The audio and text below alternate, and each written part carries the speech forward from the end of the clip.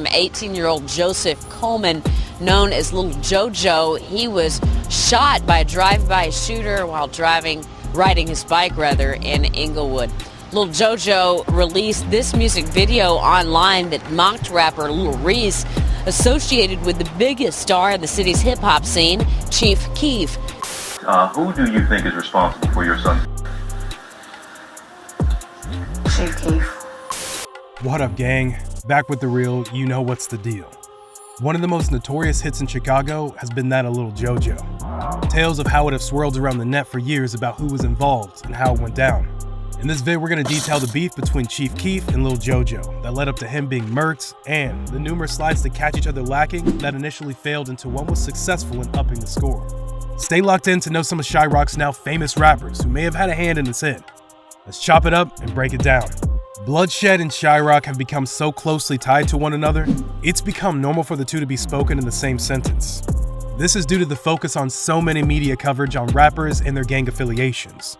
Mainly DJ Academics in his earlier days with his YouTube channel, that can be given some credit to exposing local rappers to the world. While the bloodshed is very much real, Chicago has influenced culture outside the hood, having youths throwing up gang signs posing for public posters like it's all fun and games.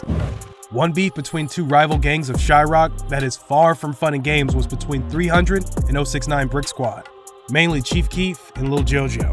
The two Chicago youngins fell into the trap of the BD versus GD beef spanning decades back.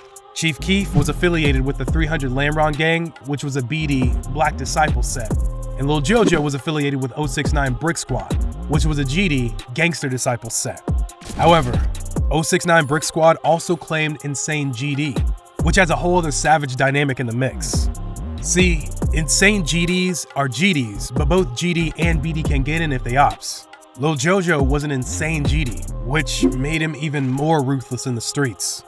Jojo and his brother Swag De Niro were wilding in the streets from an early age due to their family affiliation with the GD lifestyle. Okay, since we was young, uncle, pops,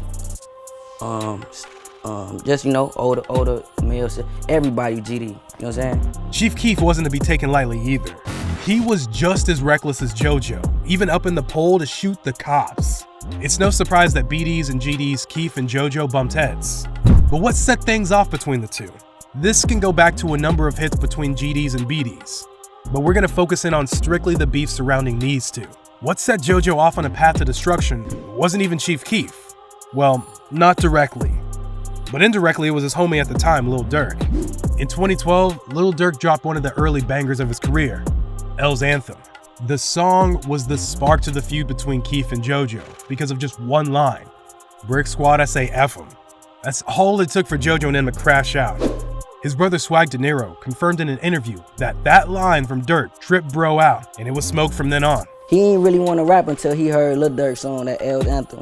Cause we heard it on the radio, like we driving, it was me and him. I remember we driving, boom.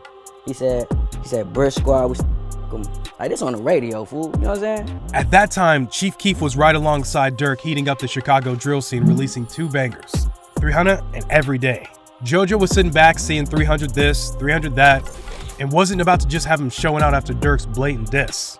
Jojo came up with the idea that never goes well and took it a step further. Not only did he diss Durk and them, he also dissed the entire BD set with the Chiraq Hood classic, 300 BDK. That remixes Chief Keef's 300 beat. Chief Keef took to online to troll the release of the track. Clay 300, but we BDK. While Lil Jojo was already rising to fame off the buzz that the track was getting in the hood. In a way, it was like the perfect hit back to Durk's earlier days. Only negative is that it cost Jojo his life.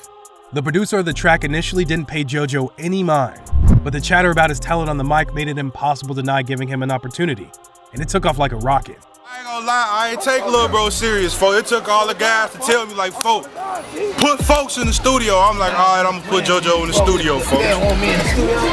Took off, folks. Lil Jojo was getting the GDs in the door before Ruga and rubbed it in the op's face. Once he was up, Jojo made sure to remind Durk and him he wasn't the one that started it, but he'll sure end it.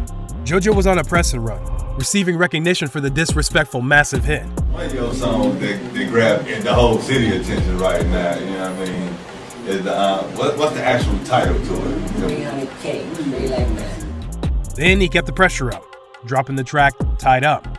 Everything spilled over from there, with the two camps taking shots at each other on Twitter. Twitter was like the hood communication platform. Every beef, shooting, beatdown was filed in Twitter's cabinet to gain clout and expose the ops. Lil Jojo was taking on Chief Keef, Durk, and Reese at the same time. A bold move, but that's the kind of lifestyle he lived. It was BDK to the last breath. That tweet wasn't just for clout. The beef quickly escalated to Lil Jojo sliding on the ops no matter how reckless a decision that was. Video footage was uploaded showing what seemed to be a high-speed chase of Lil Jojo and his crew trailing Lil Reese to end his life. In the vid, Jojo can be heard saying, "Reese ain't even driving. He a bitch. I'ma smoke his ass," before the video ends. He ain't even driving. He a bitch. I'ma his ass. Lil Jojo further spoke on the altercation in another diss track aimed at Keef and them titled, "I Got That Sack." Catch him in traffic with Lil Reese, man, they gon' feel this Mac. It's still unknown exactly who was the other person he caught Reese in traffic with, but it's speculated to be Mr. Finito, Chief Keef himself.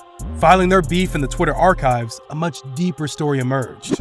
From Jojo's tweets, he slid on Reese and him, but bullets came his way and he escaped being murked. Jojo counted his blessings, but didn't respect Keef and his merry crew, and later taunted his 300 ops again, posting up his ops hood and making it public online. In September 2012, Jojo was feeling shiesty, pushing his savagery, but it would be his last time. Jojo made the mistake to catch his ops lacking, but instead of upping the pole, simply trolling them as he passed. As you'd imagine, the op, Lil Reese, who always been tight with Chief Keef, didn't appreciate that and vowed to take Jojo's life. Yeah! What's wrong with you? Hey, I am The afternoon, the threat was made. Lil Jojo's ego and his feelings of being untouchable was the beginning of his end, calling out Lil Reese, then posting up his location.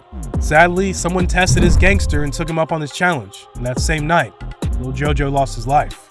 Initial reports state that Joseph Coleman, also known as Lil Jojo, had been riding a bicycle when, according to a witness, a gunman inside of a tan or gray vehicle opened fire, striking him at least once. They further stated that Jojo was taken to the University of Chicago Medical Center, where he was pronounced deceased. 18-year-old Joseph Coleman, known as Lil Jojo, he was shot by a drive-by shooter while riding his bike in Inglewood. Soon, conflicting stories began to emerge as to what truly happened and who was behind those bullets. Bystanders painted the gruesome hit, stating that Lil Jojo was left with a big hole in his body.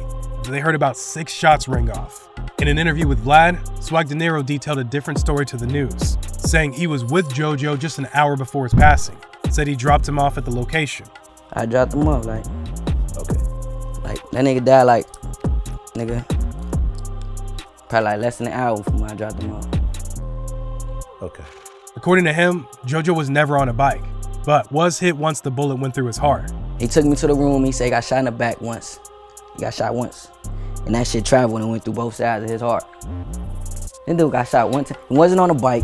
Official police report documents would surface with witness statements detailing the bike narrative, also stating they had video surveillance that coincided with what the witness saw. Apparently, Jojo was still able to move and tried to escape when he was hit. The report states that he received bullets at the corner of the 70th and Princeton Ave, and ran to 6954th Street, and collapsed on the sidewalk where they found him. Lil Reese trolled his passing the moment he got word of the situation, and Chief Keef let off a couple tweets finding pleasure in Jojo's passing, saying that Jojo wanted to be like 300 and at 300 the real Brick Squad before getting his laugh on. That wasn't a good look, because cops were blatant in news coverage that Chief Keef was involved in the hit. Chief tried to correct his error by stating his Twitter was hacked, but it was too late. Twitter followers, Keef is claiming his Twitter account had been hacked. To make matters worse, Jojo's mom was brought on live television alongside his brother Swag De Niro, where his mother confessed that she believes Chief Keef is responsible for his son's passing. Damn.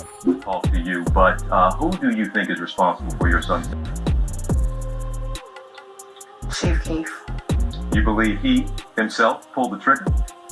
I don't believe himself pulled the trigger. I believe he paid somebody to do it. The last part she said is very interesting.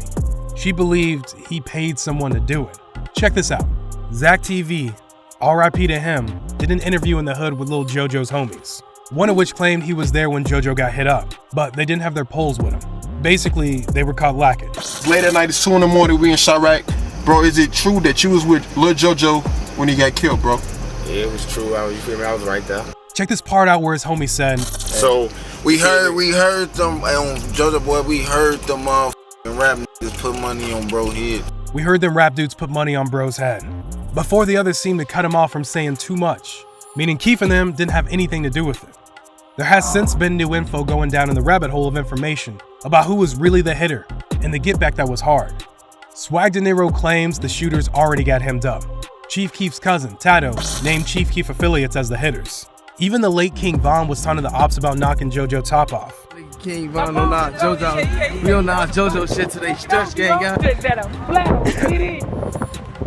If you'd like me to give a breakdown of the speculations that arose and go into detail on some of those names listed as responsible who got murked themselves afterwards for the supposed hand they played in JoJo's demise, just say the word. There are lyrics tied in from songs involved a la dot. At the end of the day, Chicago lost another young soul, gone too soon, and homies like Lil J wanted revenge. His funeral saw the streets in full.